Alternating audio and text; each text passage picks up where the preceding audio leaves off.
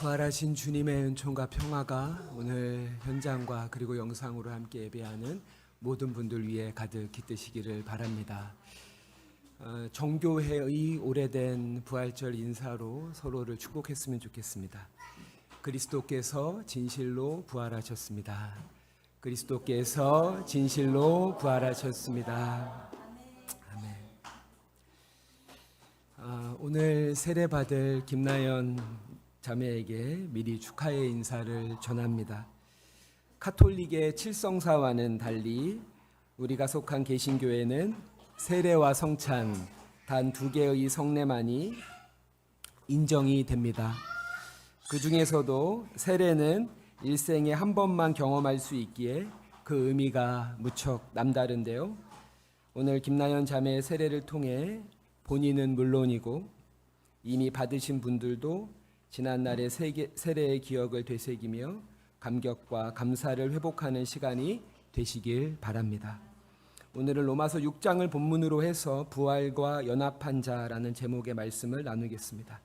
먼저 제가 로마서 6장 3절 4절을 읽도록 하겠습니다. 무릇 그리스도 예수와 합하여 세례를 받은 우리는 그의 죽으심과 합하여 세례를 받은 줄을 알지 못하느냐. 그러므로 우리가 그의 죽으심과 합하여 세례를 받음으로 그와 함께 장사되었나니 이는 아버지의 영광으로 말미암아 그리스도를 죽은 자 가운데서 살리심과 같이 우리로 또한 새 생명 가운데서 행하게 하려 함이라. 아멘. 오늘 본문에서 바울은 세례를 그리스도의 죽음 그리고 부활과 연결시키고 있습니다. 이처럼 세례란 단지 더러운 것을 물로 씻어내듯 죄의 용서를 상징하는 의식을 넘어 한 자연인이 하나님의 자녀로 다시 태어나는 신비로운 경험입니다. 세례를 한자로 보면 씻는 예식이라는 뜻이지만 헬라어 베프티제이는 물에 푹 담그다, 깊이 잠기다라는 의미입니다. 사람이 물에 깊이 잠기면 숨이 끊어지듯 세례는 죽음을 전제로 합니다. 하지만 이는 종결로서의 죽음이 아니라 새로운 생명으로 다시 태어나기 위한 죽음입니다. 그리고 그것이 가능한 것은 믿음을 통해 그리스도의 십자가와 부활에 연합되기 때문입니다. 그렇게 우리는 믿음으로 말미암아 예수의 십자가 죽음에 참여함으로써 죄의 지배에서 벗어나게 됩니다. 아담의 속성을 탈피하여 그리스도를 닮은 새로운 사람으로 그 존재의 위상이 근원적으로 변화되었다고 성서는 증언합니다. 그리고 이와 같은 존재론적인 변화는 윤리적인 변화, 즉 삶의 변화로 이어져야 합니다. 그렇기에 바울이 말하는 부활은 내세에서의 영생만이 아니라 현세, 즉 지금 여기에서 그리스도와 함께 새 생명 가운데 행하는 것입니다. 여기서 행하다라고 번역된 헬라어 페리파테오는 길을 걷다는 뜻입니다. 우리는 세례를 통해 세상의 욕망을 따르던 옛사람의 길에서 이탈해 하나님의 뜻을 이루려는 예수 그리스도의 길 위에 서게 됩니다. 물론 여전히 남아있는 옛사람의 흔적이 우리를 빈번히 잡아 끌지만 그럼에도 성령의 도우심을 통해 욕망에 대해서는 차츰 무뎌지고 은혜에 대한 감각은 점차 살아나게 될 것입니다. 로마서 6장 11절과 14절을 연이어서 읽을 텐데요. 11절은 제가, 14절은 함께 읽으면 좋겠습니다. 이와 같이 너희도 너희 자신을 죄에 대하여는 죽은 자요 그리스도 예수 안에서 하나님께 대하여는 살아있는 자로 여길지어다.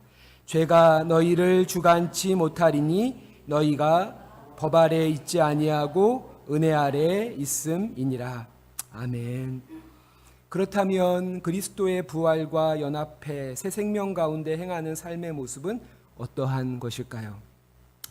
바울은 또 다른 서실인 에베소서 4장에서 이것을 옛사람을 벗어버리고 새사람을 입는 것이라고 달리 표현하고 있습니다. 이와 같은 옛사람의 청산과 또 새사람으로서의 재창조는 시간의 거리를 두고 구분된 별개의 사건이 아니라 동시적으로 이루어지는 성령의 역사입니다.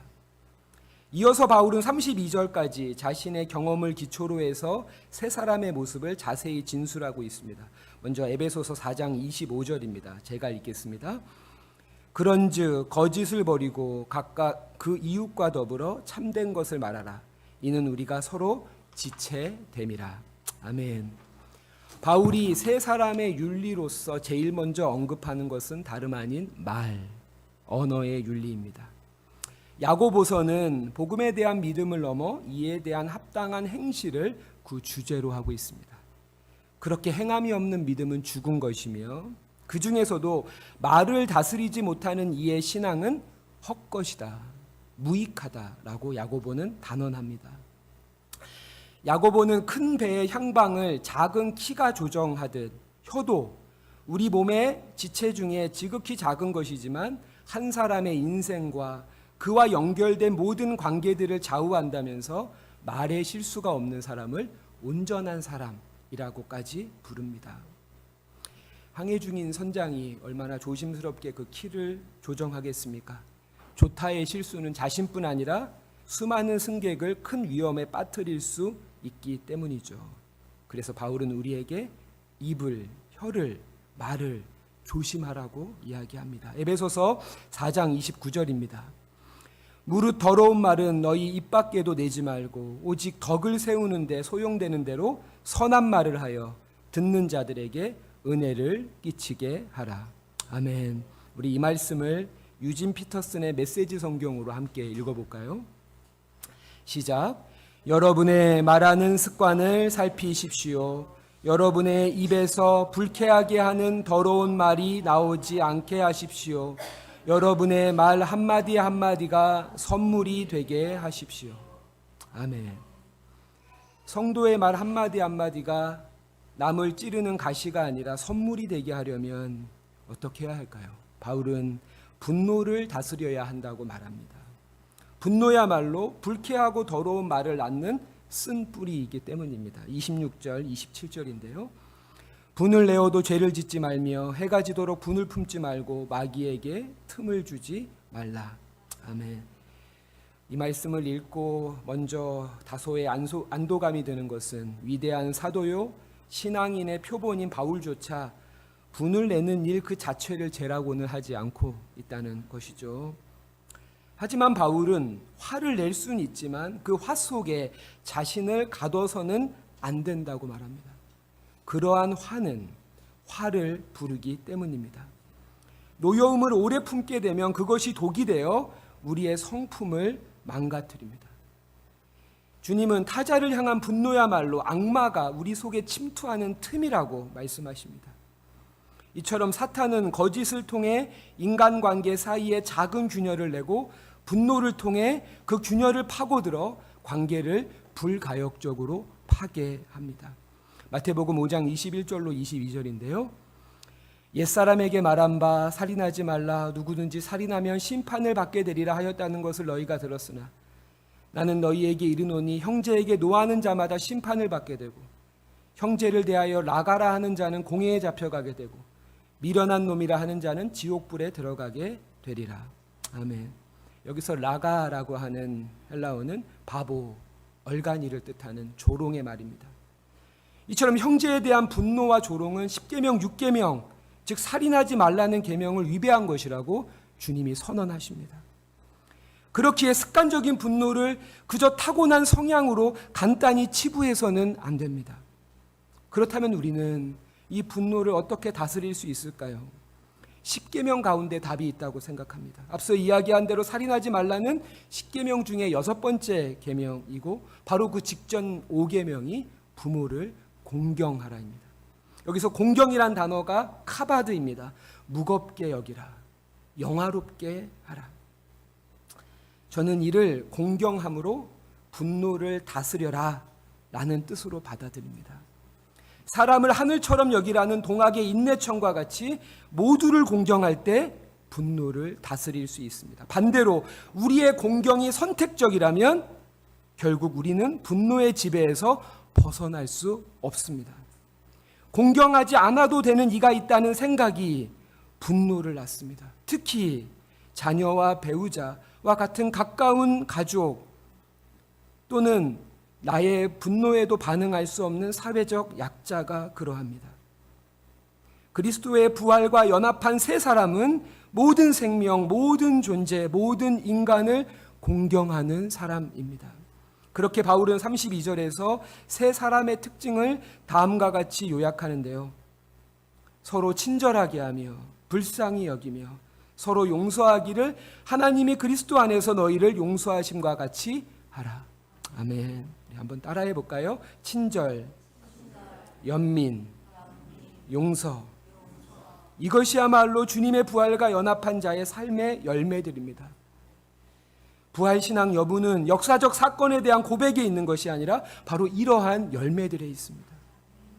그리고 이러한 결실은 우리의 신앙의 기초를, 신앙의 뿌리를 단단히 하는 데에서부터 시작이 됩니다. 로마서 5장 1절과 5절입니다. 그러므로 우리가 믿음으로 의롭다 하심을 받았으니 우리 주 예수 그리스도로 말미암아 하나님과 화평을 누리자. 소망이 우리를 부끄럽게 하지 아니함은 우리에게 주신 성령으로 말미암아 하나님의 사랑이 우리 마음에 부은 바 됨이니. 아멘. 바울은 믿음으로 의롭게 된 우리들에게 주어진 가장 큰 은총을 하나님과 더불어 누리게 되는 평화라고 말합니다. 지난 사순절기 동안에 몇몇 교우들과 고난은 사랑을 남기고라는 제목의 가상칠언 묵상집을 읽고 나눴습니다. 예수님께서 십자가상에서 하신 7 말씀은 아버지 저들을 사하여 주소서로 시작해서 아버지 내 영혼을 아버지 손에 부탁하나이다로 끝이 납니다. 그렇게 예수의 마지막 7 마디는 아버지로 시작해서 아버지로 맺어지는 기도입니다. 이처럼 하나님과의 화해는, 신뢰는 우리 신앙의 출발점이자 동시에 종착점입니다. 이러한 관계를 일컬어 카톨릭 영성가인 브레넌 매닝은 거침없는 신뢰라 불렀고, 이를 통해서 하나님의 사랑이 우리 영혼에 물밀듯 흘러 들어오게 됩니다. 5절에서 부은 바 됐다라는 성경 원어를 보면 에케오라는 단어입니다. 솟아나 널리 흐르다라는 뜻입니다. 간헐천에서 용출되는 온천수가 주변 너른 땅을 적시듯 성령께서 부어주시는 사랑이 우리 영혼을 가득 채우고 또 우리의 손과 발을 통해 이웃에게 흘러가게 되길 바랍니다. 캔터베리 대주교였던 로안 윌리엄스는 교회와 그리스도인들은 우리가 만나는 모든 이들에게 나사렛 예수를 과거의 인물로서가 아니라 동시대 인물로 살아계신 주님으로 만나게 하기 위해서 존재한다고 말하는데요. 그렇게 우리 모두는 하나님과의 깊은 사귐 안에서 거침없는 신뢰 안에서 친절과 연민, 용서를 통해 이웃과 세상 가운데 부활하신 예수의 증인이 되어야 할 것입니다. 한평생을 그리스도의 부활과 연합한 자로 살며 예수의 현존을 드러낸 한 사람을 여러분들에게 소개하면서 설교를 마무리하려고 합니다. 그분은 고 안강훈 로베르토 신부입니다. 8년 전에 김영철의 동네 한 바퀴, 이곳에서 가까운 삼양동 편으로 이름이 알려졌지만 사실 그보다 훨씬 오래전부터 이 땅에 가난한 이들의 버트로 살아오셨습니다. 1941년 뉴질랜드에서 태어난 안 신부는 25살에 사제서품을 받고 이듬해 지구 반대편에 있는 대한민국에 발을 디딥니다. 그렇게 1968년부터 79년까지 11년간 강원도 철원과 정선에서 사목하며 성당뿐 아니라 가난한 이들을 위한 병원과 협동조합을 설립합니다. 이후 1981년 서울 목동성당 주임으로 부임하는데요.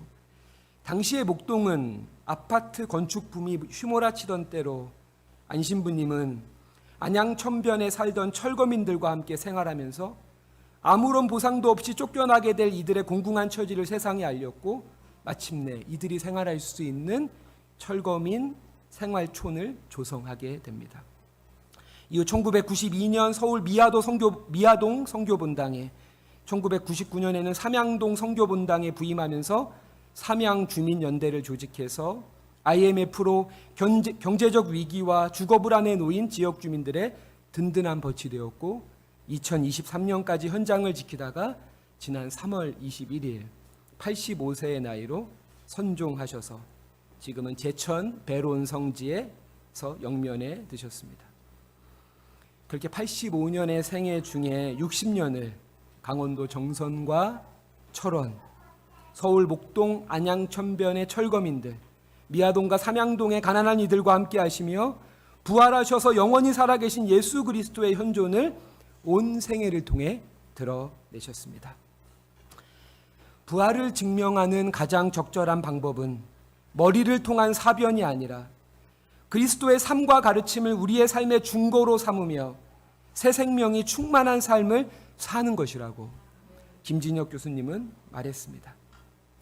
이제로부터 시작된 부활절기, 우리 모두가 친절과 연민 그리고 용서를 통해 살아계신 주님의 현존을 투명하게 그리고 선명하게 드러내게 되길 주님의 이름으로 축원합니다. 아멘. 기도하겠습니다. 자비로우신 아버지 하나님, 당신은 어둠 없는 빛이시며 차가움 없는 사랑이시고 죽음을 이기시는 생명이십니다. 이제 그 빛과 사랑, 생명으로 우리에게 영원하고 참된 생명을 허락하시니 감사드립니다. 우리의 삶이 아무리 힘겨워도 선물로 주신 새 생명을 귀히 여기며 어둠의 심연 속에서도 하늘 곡조를 노래하게 하소서. 부활의 아침, 우리가 당신 사랑의 지극히 작은 일부라도 알아볼 수 있게 하시고 그것이 우리의 마음과 생각을 채우고 넘쳐 흘러 친절과 연민, 용서를 결실케 하소서. 그렇게 자신 앞에 나타나신 부활하신 주님을 제자들에게 전했던 막달라 마리아와 같이 우리도 살아계신 주님의 증인으로 살게 하소서. 부활의 첫 열매가 되셔서 우리의 산 소망이 되신 예수 그리스도의 이름으로 기도드립니다. 아멘.